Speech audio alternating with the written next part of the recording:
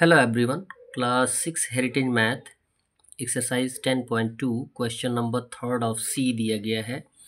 Measure angle A O B. Angle A O B यानी इस angle को आपको मापना है। And angle A O C, angle A O C, कोण ए ओ सी को मापना है, यानी इस एंगल को मापना है। In the given figure below, जो नीचे दिया गया फिगर है उसमें। And find the value of angle A O B plus angle A O C. आपको फाइंड आउट करना है कि इन दोनों का योग कितना होगा। एट फर्स्ट आपको बताया जाता है कि सीधी रेखा पर चाहे जितने भी आप एंगल फॉर्म कर लें, ड्रॉ कर लें, उनका योग कितना होना चाहिए, 180 डिग्री होना चाहिए। एट फर्स्ट तो आपको क्या करना है, इन सारे एंगल्स को मापना है। दो ही एंगल फ्रेम किए गए हैं तो दोनों एंगल को आपको क्या करना है, मापना है। कैसे मापते हैं? With the help of a protractor. Protractor की सहायता से आप मापते हैं। आइए प्रोटेक्टर को देख लेते हैं। प्रोटेक्टर की बात की गई है, ये है आपके सामने प्रोटेक्टर। प्रोटेक्टर में जो ये लाइन आती है उसको हम बोलते हैं बेस लाइन, और बेस लाइन का के बीचों बीच ये जो पॉइंट दिया गया है उसे हम बोलते हैं मिड पॉइंट। और मापने का क्रम आप जानते ही हैं कि यदि किसी भी एंगल का फेस राइट साइड होता है तो इसमें दो मेज़रमेंट दिए गए हैं, मापक दिए गए हैं। तो मेज़रमेंट या दोनों मापक का यूज़ हम किस आधार पे करते हैं, तो आपको बताया गया कि यदि एंगल का फेस राइट साइड होगा तो आप इस लोअर पार्ट से मापने का काम करेंगे। क्लियर है? और यदि एंगल का फेस लेफ़्ट साइड दिया गया होगा तो आप अपर पार्ट, अपर मेज़रमेंट से उसको माप सकते हैं। आइए यहाँ पे देखते हैं जो एंगल आप फ्रेम किए हैं ए ओ बी, ये क्या है, इसका फेस किधर दिखाई दे रहा है, लेफ़्ट साइड की तरफ से। तो हम इसको अपर पार्ट से मापेंगे। क्या करते हैं, मिड पार्ट को, मिड पॉइंट को एकदम वर्टेक्स पे रखते हैं और बेस लाइन को लाइन पे रखते हैं। जैसे यहाँ पे वर्टेक्स क्या दिया गया है, ओ। ओ पर क्या आना चाहिए, मिड पॉइंट आना चाहिए। मिड पॉइंट आया, क्लियर है। और बेस लाइन को ठीक लाइन पर ही रखना है आपको। लाइन पर, लाइन आपकी दिखाई नहीं देनी चाहिए, केवल बेस लाइन दिखाई देना चाहिए। अब यहाँ पे देखेंगे तो ये सामने दिखाई दे रहा है, ऊपर वाला देखिए, आप देखिए, क्योंकि ये लेफ़्ट साइड का है टर्म, तो ऊपर वाले से देखिएगा तो कितना है, 110 है, 100 एंड 110। तो इधर से काउंट करते हैं, क्लियर है ना। तो 110 आ जाएगा, तो इसका वैल्यू हम लिख देंगे 110। अब दूसरे वाले पार्ट को मापने के लिए हम कौन सा वैल्यू यूज़ करेंगे, लोअर पार्ट वाले मेज़रमेंट यूज़ करेंगे, क्योंकि ये जो एंगल दिया गया है उसका फेस क्या है, राइट साइड है। सेम कंडीशन वही अप्लाई किया जाएगा। वर्टेक्स पे मिड पॉइंट रखा जाएगा और बेस लाइन को एकदम लाइन पे रखा जाएगा। लाइन पे रखने के साथ साथ इसको आपको दिखाई देगा, जबकि इसका फेस क्या है, राइट साइड है, तो लोअर पार्ट से काउंट करेंगे तो यहाँ पे दिखाई देगा 70 डिग्री। तो इसका वैल्यू हो जाएगा 70 डिग्री। तो यहाँ पे लिखेंगे if angle A O B, angle A O B का वैल्यू 110 डिग्री है and angle A O C का वैल्यू 70 डिग्री है, तो दोनों का योग कितना हो जाएगा, angle A O B plus angle A O C equal हो जाएगा, वैल्यू रख लेंगे। ए ओ बी का वैल्यू 110 आया है और ए ओ सी का वैल्यू 70 आया है, तो ऐड कर देंगे तो आंसर आ जाएगा 180 डिग्री। अब टर्म बताने की आती है कि यदि एक लाइन पे, एक सीधी लाइन पे चाहे जितने भी एंगल्स फ्रेम होते हैं, फॉर्म होते हैं, ड्रॉ किए जाते हैं, उन सब का योग जो होता है 180 डिग्री आना चाहिए। आइए नेक्स्ट क्वेश्चन पे। क्वेश्चन नंबर 4 दिया गया है, measure and classify each angle. आपको प्रत्येक एंगल को एट फर्स्ट तो मापना है और मापने के साथ साथ क्लासीफाई भी करना है, वर्गीकृत भी करना है कि कौन सा एंगल है, ऑब्ट्यूज है, एक्यूट है, राइट है, रिफ्लेक्स है, कंप्लीट है, ज़ीरो है। और टाइप्स ऑफ या क्लासिफिकेशन ऑफ एंगल की बात की जाए तो उसके लिए आप एंगल पे आधारित वीडियो बना के दिया गया है, उसे आप अवश्य देखें।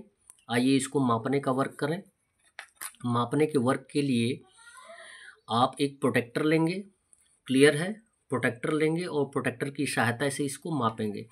आइए एट फर्स्ट हम मापते हैं एंगल बी ओ ए को। बी ओ ए का फेस किधर दिखाई दे रहा है? राइट साइड दिखाई दे रहा है। सेम कंडीशन, एक प्रोटेक्टर लेंगे। प्रोटेक्टर में आपको ये दिखाया जा रहा है, ये है बेस लाइन, जो नीचे वाली लाइन होती है उसको हम क्या बोलते हैं? Base line. और जो ये पॉइंट दिया जाता है इसको बोलते हैं मिड पॉइंट। तो मिड पॉइंट को हम किस पे रखते हैं? वर्टेक्स पे रखते हैं। और जो बेस लाइन होती है उसको ठीक लाइन पे ही रखते हैं। किस पे रखते हैं? लाइन पे। ये रहा आपका लाइन। और जबकि एंगल का फेस राइट साइड होता है तो उसको लोअर मेजरमेंट से मापने का प्रयास करते हैं। यहाँ देखें 60 है और ये 65 है, उसके बाद 68 डिग्री तक मान के चल सकते हैं कि इसका वैल्यू है 68 डिग्री। सपोज 68 डिग्री है। क्लियर है? अब उसके बाद एंगल बी ओ सी को मापने का प्रयास करेंगे। सेम कंडीशन, इसका भी मान लेंगे कि इसका फेस क्या है? आपका राइट साइड ही है अगर घुमाना चाहेंगे तो सेम कंडीशन वही आएगा। मिड पॉइंट को एकदम ठीक वर्टेक्स पर रखेंगे, एकदम वर्टेक्स पर। और वर्टेक्स के साथ साथ आप क्या करेंगे? बेस लाइन को एकदम ठीक लाइन पर रखेंगे। क्लियर है? अब मापेंगे, देखेंगे यहाँ पे लोअर साइड से, यानी 70 और 74 डिग्री आएगा। तो इसको आप लिख देंगे 74 डिग्री। क्लियर है? एंगल को हम डिग्री में ही मापते हैं। अब हमारे पास एंगल आ गया है COD। इसका फेस देखें एकदम सीधा सीधा लेफ्ट साइड है। तो इसको अपर से काउंट करेंगे, अपर पार्ट से। कैसे काउंट करेंगे? सेम कंडीशन वही है। मिड पॉइंट को एकदम वर्टेक्स पर रखेंगे और बेस लाइन को एकदम लाइन पर रखेंगे। क्लियर है? और अब इसको अपर साइड से काउंट करिए। देखिए यहाँ पे कितना आ रहा है? 110, 110 के बाद 1 और 10 के बाद 11, 12, 13 आ रहा है। तो 113 डिग्री इसका हो गया। क्लियर? अब इसको माप लेते हैं। इसको माप लेंगे, चाहे किसी भी कंडीशन में आप माप सकते हैं, या तो आप अपनी कॉपी को घुमाने का भी प्रयास कर सकते हैं, ऐसे घुमा कर भी माप सकते हैं, ऐसे आप घुमा सकते हैं। आपने घुमाया और उसके बाद घुमाने के साथ आपको दिखाई दे रहा है कि ये एक एंगल है। कौन सा एंगल है? AOD, जिसका फेस क्या है? लेफ्ट साइड है। तो इसको भी हम माप सकते हैं सेम कंडीशन के द्वारा। मिड पॉइंट को वर्टेक्स पे रखेंगे और बेस लाइन को एकदम लाइन पर रखेंगे। अब मापने का क्रम कैसे होगा? अपर मेज़रमेंट से होगा, जिसका मेज़रमेंट दिया गया है 110 डिग्री। अब इसको हम लिख देंगे कॉपी सीधा करके 110 डिग्री। क्या लिख देंगे? 110 डिग्री लिख देंगे। क्लियर है? अब इसको क्लासीफाई करना है। देखें, क्लासीफाई करने के लिए दिया गया है एंगल, दिया गया है मीज़र, दिया गया है टाइप, दिया गया है। तो यहाँ पे दिया गया एंगल AOB। देखें, एंगल AOB का वैल्यू कितना है? 68 डिग्री। 68 डिग्री किस में काउंट किया जाता है? एक्यूट एंगल में। किस में काउंट किया जाता है? एक्यूट। क्लियर? फिर दिया गया है एंगल AOC। एंगल AOC को काउंट करना है। टोटल देखिए यहाँ पे AOC की बात की गई है, टोटल की बात की गई है। तो ये है 74 और ये है 68।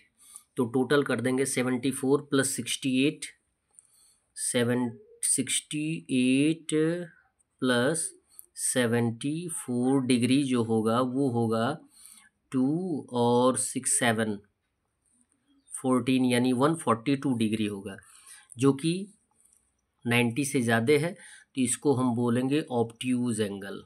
क्या बोलेंगे? Obtuse angle. क्लियर है? एंगल BOC, अब काउंट करें यहाँ पे एंगल BOC की बात करिए तो कितना दिया गया है? 74 डिग्री। कितना दिया गया? 74। 74 90 डिग्री से कम है तो इसे हम क्या बोलते हैं? Acute angle. एंगल DOC की बात की जा रही है। एंगल DOC की बात की जा रही है, कितना है? 113 डिग्री है। तो लिख देंगे 113 डिग्री, जो कि 90 डिग्री से ज़्यादा है। इसको हम बोलते हैं ऑब्ट्यूज एंगल। क्या बोलते हैं? Obtuse. Angle DOA, angle DOA की बात की जा रही है, 110 डिग्री है। तो लिख देंगे 110 डिग्री। क्लियर है? 110 डिग्री 90 से ज़्यादा है। और 180 से कम है तो ये क्या कहलाएगा, ऑब्ट्यूज, ऑब्ट्यूज एंगल कहलाएगा। क्लियर है। और ऑब्ट्यूज एंगल के साथ साथ एंगल DOB की बात की जा रही है, एंगल DOB की बात की जा रही है, सीधी रेखा। तो सीधी रेखा पे चाहे जितने भी एंगल्स फ्रेम होंगे, यानी ये कंप्लीट की बात की जा रही है, तो टोटल आपका कितना आना चाहिए, 180 डिग्री आना चाहिए। तो DOB कितने वैल्यू हो जाएगा, 180 डिग्री। आधार क्या होता है, लीनियर पेयर, जिसको हम बोलते हैं लीनियर पेयर, जिसको हम नाम देते हैं स्ट्रेट एंगल। क्या बोलते हैं, स्ट्रेट एंगल। और लीनियर पेयर किसे कहते हैं, एक सीधी रेखा पे चाहे जितने भी एंगल्स आप फॉर्म कर लें, ड्रॉ कर लें, उन सबका योग कितना आना चाहिए, 180 डिग्री आना चाहिए। That's all. वीडियो को लाइक करें और चैनल को सब्सक्राइब करें। धन्यवाद।